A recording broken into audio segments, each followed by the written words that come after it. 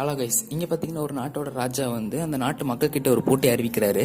அது என்ன போட்டின்னா, அந்த நாட்டு மக்களில் யாராச்சும் ஒருத்தங்க வந்து வெறும் கையாலேயே அந்த அரண்மனையோட கதவை தள்ளணும். ஒருவேளை அந்த கையாலேயே அவங்களால தள்ள முடியாமல் போயிடுச்சுன்னா அவங்க 2 கையை வெட்டிடுவணும்.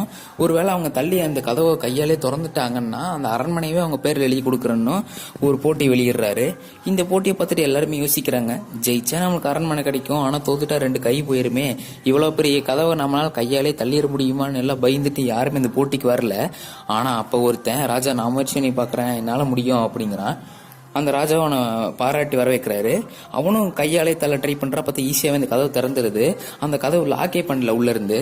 அப்பதான் அந்த ராஜா அந்த நாட்டு மக்களை எல்லாம் கூப்பிட்டு சொல்றாரு, நீங்க முதல்ல உங்களால முடியுதோ இல்லையோ முயற்சி பண்ணுங்க, பயப்படாதீங்க, பயம்தான் உங்களோட பெரிய தோல்வியே, இனி எதா இருந்தாலும் பயப்படாம முன்னேறி செஞ்சு பாருங்க ஃபர்ஸ்ட் அப்படின்னு ஒரு கருத்தை வந்து எல்லாத்துக்கும் தெரிய வைக்கிறாரு.